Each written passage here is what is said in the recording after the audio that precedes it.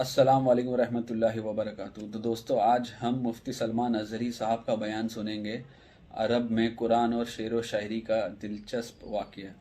تو یہ جو واقعہ ہم سننے والے ہیں آج، تو یہ واقعہ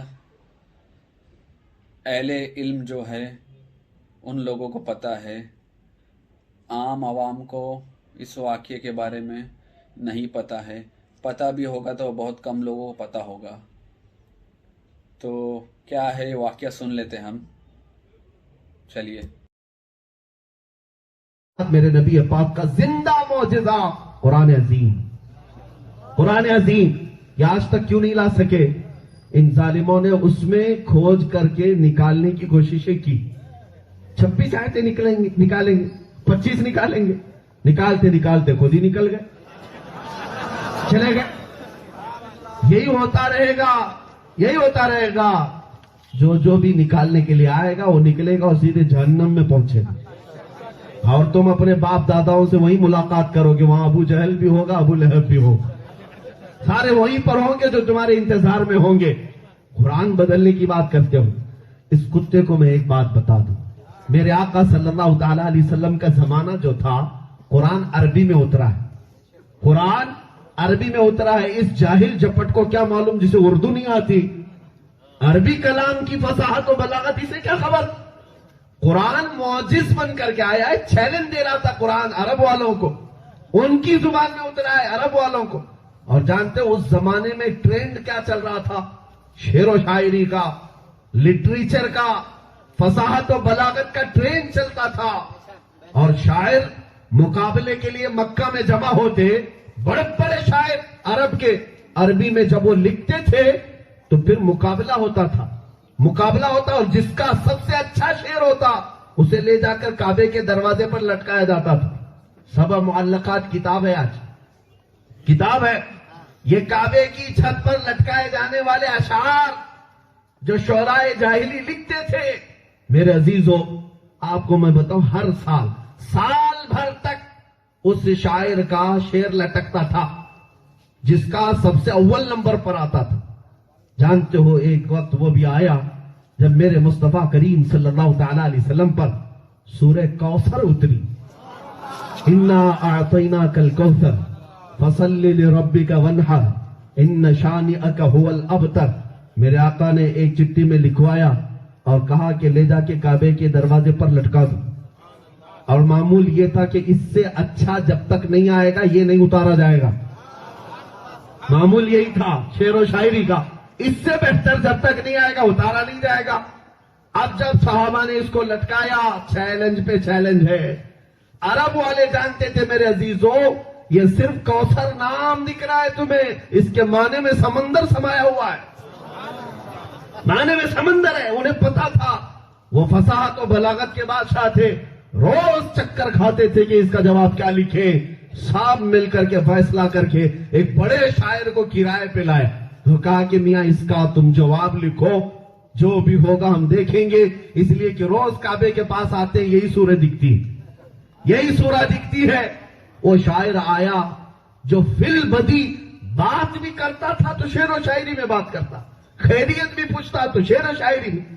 اب وہ آیا، غور سے دیکھا اور اس کے بعد آیتیں پڑھا، انا اعطیناک الکوثر فصل لربک وانحر ان شانئک هو الابتر۔ اخیر میں اس نے اپنی طرف سے نیچے لکھ دیا، ما ھذا کلام البشر۔ پوری سورے کے نیچے لکھا، یہ بشر کا کلام ہو ہی نہیں سکتا، یہ انسان کا کلام نہیں ہے۔ وہ چلا گیا۔ ان ظالموں کو آج دلی اور لکھنؤ میں بیٹھ کر کے لگتا ہے کہ ہم قرآن بدل لیں گے، قرآن کی آیتوں کو نکال لیں گے۔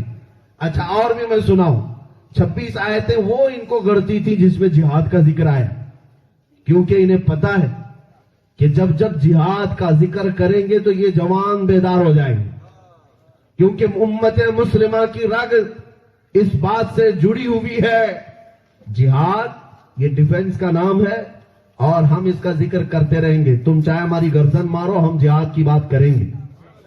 اس لیے نہیں، آپ اگر ڈرتے ہو تو کوئی اٹھ کر کے جا سکتا ہے میرے بیان سے، کوئی ڈرتا ہے؟ لفظ جہاد میرے نبی پاک کی سیرت ہے، اگر اس لفظ کو ہٹا دوں تو میرے نبی کی آدھی سیرت چلی جائے گی. مدنی زندگی پوری میرے آقا کی جہاد میں ہے، لیکن جہاد کی جو یہ تشریح کرتے ہیں ہم اس کو جہاد نہیں مانتے. جس کی یہ تشریح کرتے ہیں ہم نہیں. ہم تشریح کریں گے کہ اسلام کیسے جہاد بتاتا ہے. آپ سنیے، ان کو وہ آیتیں تکلیف دہ ہیں، لیکن عرب میں ایک واقعہ یہ بھی ہوا تھا. قرآن کو نکلے تھے بدلنے کے لیے، قرآن کو نکلے تھے بدلنے اور خود بدلے. مکہ والوں نے ایک بار کیا کیا، حضور پاک صلی اللہ تعالیٰ علیہ وسلم کا یہ کلام جو ہے تھوڑے تھوڑے دنوں پر انہیں چیلنج دے رہا تھا. پہلے آیت اتری کہ ان کنتم فی ریب مما نزلنا علی عبدنا فأتوا بسورۃ من مثلہ. اگر تم کو شک ہے، اللہ فرما رہا ہے میں نے اپنے بندے پر جو اتارا ہے، تم کو شک لگتا ہے تو ایسی ایک سورہ لے کے آؤ، ایسی ایک سورہ لے کے آؤ. پھر 10 سورتوں کی پہلے بات آئی، فأتوا بعشر سور مثلہ. پھر ایک سورے کی بات آئی، پھر 10 آیتیں لے کر کے آؤ. چیلنج کم ہوتا جا رہا تھا لیکن جواب کوئی نہیں لا رہا تھا. تو پھر ہوا یہ کہ سارے مکہ کے بڑے بڑے سیٹھ اور پیسے والے مل کر سوچتے ہیں یمن کے، شام کے، ادھر ادھر کے جو بڑے شعراء ہیں ان کو کرایہ پہ لیتے ہیں اور ان کو پیسہ دے کر کے سوچتے ہیں کہ کچھ اس کا جواب لکھوائیں گے. پہلے زمانے سے شاید شاعروں کو پیسے دینے کا رواج ہے. خیر میرے عزیزوں، میرے نبی پاک کے نام پر جو مل جائے وہ ٹھیک ہے، صدقہ ہے، لیکن مانگ کر کے اور فکس کر کے لینا یہ تو حرام ہے. اعلیٰ حضرت رضی اللہ تعالیٰ عنہ نے اس کو حرام لکھا. خیر وہ سارے شاعر آئے، انہوں نے کہا کہ ٹھیک ہے اتنا پیسہ دینا پڑے گا. وہ جتنے لاکھوں میں بھی فکس ہوئے، کہے کہ اگلے سال حج پہ آئیں گے، بنا کے لے آئیں گے. گئے، جا کر کے 1 سال کے بعد آئے، پیسے پورے کھا کر کے آئے اور کچھ بھی نہیں بنا کے لائے. لوگ پوچھنے لگے، کہا نہیں بہت محنت کیا، ہم سے ہوا نہیں، 1 سال اور ٹائم دو اور اتنا پیسہ دو. مکہ والے اور پیسہ جمع کر کے دیے اور یہ شاعر گئے. جا کر کے 1 سال کے بعد اب کی بار آتے تو مار بھی کھاتے، تو کچھ نہ کچھ تو لانا تھا. دوسرے سال آئے، آ کر کے کہا ہاں ہم ایک سورہ بنا کے لائے. ایک سورہ، وہ القاریعۃ ما القاریعہ وما ادراک ما القاریعہ. یہ جو سورہ ہے قرآن پاک کی، اس کے مقابل میں وہ ایک اس کے وزن پہ بنا کے لائے. وہ لائے اور کہا کہ ہم ایک سورہ لے کر کے آئے ہیں اور یہ سنا دینا. سب مکہ والے کان کھڑے کر کے سننے لگے. ایک نئی سورہ شاعر بنا کے لائے مکہ والوں پہ سنانے لگے. کیا؟ الفیل ملفیل وما ادراک ملفیل خرطومہ طویل. یہ بنا ہے جس کا مطلب کیا ہوتا ہے، الفیل ملفیل، ہاتھی تو کیا جانے ہاتھی، وما ادراک ملفیل تو کیا جانے ہاتھی کیسا ہوتا ہے، خرطومہ طویل اس کی سونڈ لمبی ہوتی ہے، پونچھ چھوٹی ہوتی ہے. یہ پورا پڑھنے کے بعد مکہ والے خود ہی ہنسنے لگے. ارے 1400 سال بعد آج امت ہنس رہی ہے. عربی جس کو نہیں آتا آپ ہنس رہے ہیں. وہ تو بڑے بڑے فصاح اور بلغا تھے، فصیح و بلیغ لوگ تھے، ہنسنے لگے. قریب تھا کہ مار ڈالتے انہیں. پھر شاعروں نے ہاتھ جوڑ کر کے کہا یہ ویسٹ ہو گیا، 1 سال اور دے دیجیے اور اتنے پیسے دے دیجیے. یہ قرآن کے بارے میں کر رہا ہوں. یہ چلے نکلنے قرآن بدلنے. اس زمانے سے ان کے باپ داداؤں نے کوششیں کی تھی. سنیے، پھر 1 سال کے لیے چلے گئے. جا کر کے اب کیا کریں گے، اب خرطومہ طویل تو چلے گا نہیں، الفیل ملفیل چلے گا نہیں.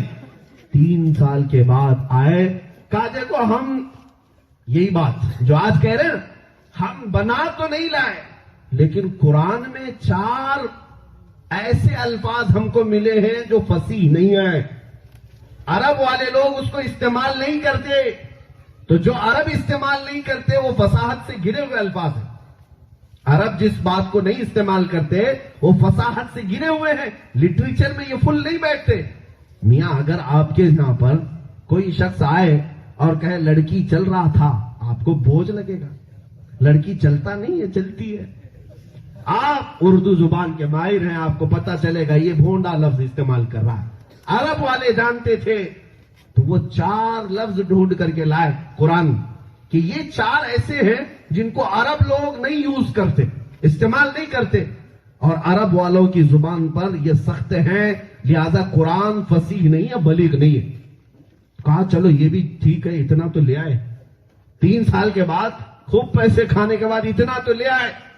اور یہاں پر بھی مودی جی نے ان کو پتہ نہیں کتنے سال سے کھلایا تھا اور 26 آیتیں نکالنے بیٹھے تھے. ظاہر سی بات یہ حکومت تھی کہ پشت پناہی میں ساری باتیں کر رہے ہیں.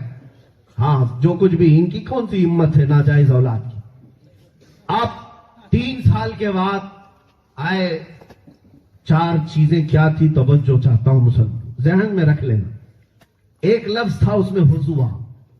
حضوا کہتے ہیں مذاق کو، عربی میں مذاق. لیکن عرب والے لوگ استہزاء کا لفظ استعمال کرتے تھے، حضوا نہیں کہتے. حضوا یہ چھوڑا ہوا لفظ تھا، عرب میں کوئی استعمال نہیں کرتا تھا، ان کی زبان میں استہزاء نمبر 1. دوسری چیز وہ جو لائے تھے قرآن سے وہ کبار کا لفظ لے آئے. کبار کہتے ہیں بڑے آدمی کو، اور اس کی جگہ کبیر استعمال ہوتا تھا. عرب میں کبیر استعمال ہوتا اور قرآن میں کبار آیا ہے. حضوا بھی آیا ہے، کبار بھی آیا ہے، قرآن میں آیا ہے. اب تیسرا اور چوتھا لشیئن. لشیئن ہوتا تھا، لشیئن قرآن نے کہا. عجاب ایک لفظ ہے، عجیب تھا، لوگ عجیب استعمال کرتے تھے اور قرآن نے عجاب. یہ بالکل الگ الگ.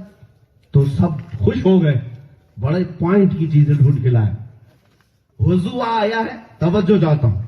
کبار آیا ہے، عجاب آیا، اور لشیئن. اب اس کا مطلب میں آپ کو بتا دوں. حضوا مذاق کو کہتے، کبار بڑے کو کہتے، لشیئن کہتے کسی چیز کو، عجاب عجیب کو. سمجھ میں آئی بات؟ ذہن میں آ رہی ہے؟ 12 بج چکے ہیں یا زیادہ ہو گئے. اب آپ کو میں سمجھاؤں. اب ظاہر سی بات ہے یہ 4 چیزیں ڈھونڈ کر کے لائے اور دوڑے دوڑے آئے میرے آقا کی بارگاہ. کہا محمد صلی اللہ علیہ وسلم آپ بار بار چیلنج کرتے رہتے ہیں، ہم نے آپ کے اوپر اتری ہوئی کتاب جو آپ کا دعویٰ ہے اس میں سے 4 غیر فصیح الفاظ ڈھونڈ کر لائے. فصاحت سے گرے ہوئے الفاظ ہیں، عرب استعمال نہیں کرتے. حضور پاک نے فرمایا میں تم سے بات نہیں کروں گا. وہ معجز نبی، وہ شان رسالت جانتی تھی کہ سامنے آنے والا کیا لے کر کے آیا، جواب کیا دینا ہے. میرے آقا نے فرمایا میں تم سے بات نہیں کروں گا، جاؤ ہمارے اور تمہارے درمیان میں کسی بڑے فیصل کو لے آؤ، وہ مرضی تمہاری. فیصلہ کرے گا نا کہ قرآن میں یہ جو 4 لفظ آئے ہیں یہ فصیح ہیں یا نہیں ہے، کوئی بڑا فیصلہ کرے گا نا. حضور نے ان کے اختیار پہ چھوڑ دیا، جاؤ تم ہی ڈھونڈ کر کے لاؤ جو ہمارے اور تمہارے درمیان جو عربی کا سب سے ماہر آدمی ہوگا اسے ڈھونڈ کے لاؤ، وہ تمہاری مرضی پر. حضور نے اپنی طرف سے کسی کو نہیں پیش کیا، تم ڈھونڈ کے لاؤ. مکہ والے سب گئے، پوچھا کون ہے جس کا عربی کا لہجہ اور عربی دانی سب سے بہتر ہو. سبوں نے ڈھونڈ ڈھونڈ کر کے نکالا ایک 97 برس کا 97 ایئرز کا ایک بوڑھا، وہ پہاڑی پر رہتا تھا اور اپنی زبان کی اتنی حفاظت کرتا تھا کہ وہ شہر میں بھی نہیں آتا تھا کہ زبان میں مکس ہو جائے گی. کلچر مکس ہوتا ہے شہر کا تو زبان خراب ہو جائے گی، اس لیے وہ بوڑھا نیچے نہیں آتا تھا، پہاڑیوں پہ رہتا تھا. سبوں نے کہا انہی بوڑھے میاں کے پاس چلتے، جا کر کے اس کو فیصل بناتا. مکہ کے بڑے بڑے سیٹھ گئے اور جا کر کے اس بوڑھے سے کہنے لگے کہ آئیے آپ سے ایک کام ہے، بڑا کام ہے. کچھ نہیں کہا، اس بوڑھے کو منت و سماجت کر کے پہاڑ سے اتار لائے اور کہا ہمارے اور محمد کے بیچ میں آپ کو فیصلہ کرنا ہے. وہ بوڑھا آیا.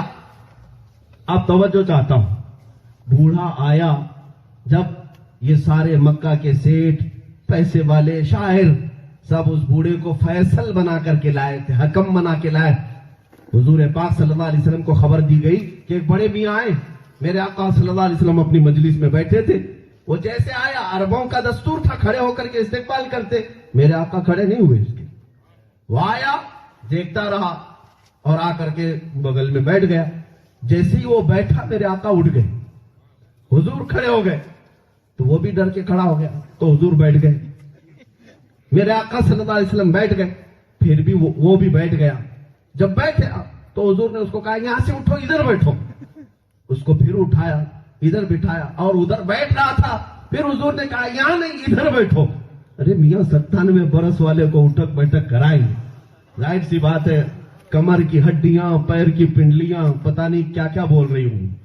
अब जब नबी रहमत सल्लल्लाहु अलैहि वसल्लम ने इधर उठाया, उधर बिठाया, उधर उठाया, इधर बिठाया, वो सटी आ गया, गुस्से में आ गया, ये क्या चल रहा है भाई? फैसल बन के आया हूं, जज बन के आया हूं, ना मेरे लिए उठ रहे हैं, और मैं उठ रहा हूं तो ये बैठ रहे हैं, मैं बैठ रहा हूं तो ये उठ रहे हैं। ये तो मंजर अलग है ना, किसी के साथ भी हो तो झिल्ला जाएगा। नबी पाक ने 2-3 जगह उसको इधर उधर घुमाया। तो सुनो, जो अरबी का फसीह आदमी था, बलीग आदमी था, गुस्से में आकर के क्या कहा, उसकी जुबान से ये निकला, या मोहम्मद अतत्तखिज़ुनी हुज़ुवा व इन्नी शैखुन कुब्बार व इन्न मिनकुम लशैउन उजाब। मैं तर्जुमा करके बताता हूं, उसने क्या कहा, या मोहम्मद अतत्तखिज़ुनी हुज़ुवा व इन्नी शैखुन कुब्बार व इन हाज़ा मिनकुम लशैउन उजाब। ये पूरा जुमला उसका है। उसने कहा, ऐ मोहम्मद तुम मेरा मजाक कर रहे हो, अतत्तखिज़ुनी हुज़ुवा, मेरा मजाक कर रहे हो, व इन्नी शैखुन कुब्बार, और मैं बड़ा आदमी हूं, व इन्न मिनकुम लशैउन उजाब, और ऐसी बात आपसे बड़ी अजीब लगती है। वो चारों जो पॉइंट ढूंढ कर लाए थे, ये बूढ़ा वही चारे बातें बोल रहा था। मेरे आका ने उनकी तरफ मुंह करके पूछा कि किसको फैसल लिया है? तुम कह रहे थे कि कुरान में 4 बातें अरब यूज नहीं करते, और जिसकी अरबी पर तुम्हें फख्र था वो झिल्ला करके वही जुमले बोल रहा है। मेरे अजीजों, ये कलाम मौजिज है मेरे रहमान का, जब वो चाहे तो पत्थरों से भी बुलवाए, जब वो चाहे तो गूंगों से भी बुलवाए। इन जालिमों को जो कोशिश करना है वो करके देख लें। कुरान न कल बदला था, न आज बदला है, न सुबह क़यामत तक बदलेगा। हाँ, लाख बदल जाए जमाना, लेकिन कुरान न बदला जाएगा। अजीजा ने गिरामी वक़ार, उसकी एक एक आयत महफूज है। मेरे रब की शान ये है कि कुरान सिर्फ पत्तों में और औराक में नहीं, करोड़ों हाफिजों के सीनों में भी महफूज है। तुम अगर अपनी ताकत और कुव्वत और तख्त और ताज को जमा करके कुरान जैसे मुकद्दस कलाम को अगर जला भी दिया या उसको खत्म करने की कोशिशें की, तो मेरे अजीजों करोड़ों सीने महफूज हैं, जिसमें सीना बसीना मुंतकिल होते हैं। कल ही मैंने एक हाफिज को देखा, मुलाकात के लिए हमारे करीमनगर में आए थे, नाबीना है, लेकिन ऐसा कुरान पढ़ते हैं, बल्कि कई लोगों को खुद ही हाफिज बना रहे हैं। जो कुरान देखा नहीं उसके सीने में कुरान आया है, और आया ही नहीं बल्कि दूसरे में ट्रांसफर भी हो रहा है। 1-2 नहीं, कई हैं। मेरे साथी थे मिस्र में, मेरे क्लासमेट थे, मेरे क्लास फेलू हैं, और मिस्र में जब कुरान का मुकाबला होता था, 14 मुल्कों से लोग आते थे, बड़े बड़े हाफिज आते थे, लेकिन उसमें फर्स्ट पोजीशन पर मेरा ये साथी आता था जो पैदाइशी नाबीना था, पैदाइशी अंधा था। ऐ रब्बे जुल जलाल, तूने अपने कलाम की हिफाजत किन किन सीनों पर, किन किन दिलों पर रखी, कभी नहीं हो सकेगा मिटाना, आसान नहीं है मिटाना। तौहीद की अमानत सीनों में है हमारे, आसान नहीं मिटाना नामो निशा हमारा। बातिल से दबने वाले ऐ आसमां नहीं है हम, 100 बार कर चुका है तो इम्तिहान हमारा। कुछ बात तो है कि मिटती नहीं हस्ती हमारी, सदियों रहा है दुश्मन दौरे ज़मा हमारा। अजीज़ा ने गिरामी, तो आपने सुना ये बयान। तो इस बयान में मुफ्ती सलमान नज़री साहब ने वसीम रिजवी को जवाब दिया था, जब वसीम रिजवी कह रहा था कि कुरान की 26 आयतें निकलना चाहिए। तो इस वीडियो को, इस बयान को ज़्यादा से ज़्यादा लोगों तक पहुँचाए, ताकि इस वाक़ये के बारे में लोगों को भी पता चले। और मिलते हम अगले वीडियो में, तब तक के लिए दुआ में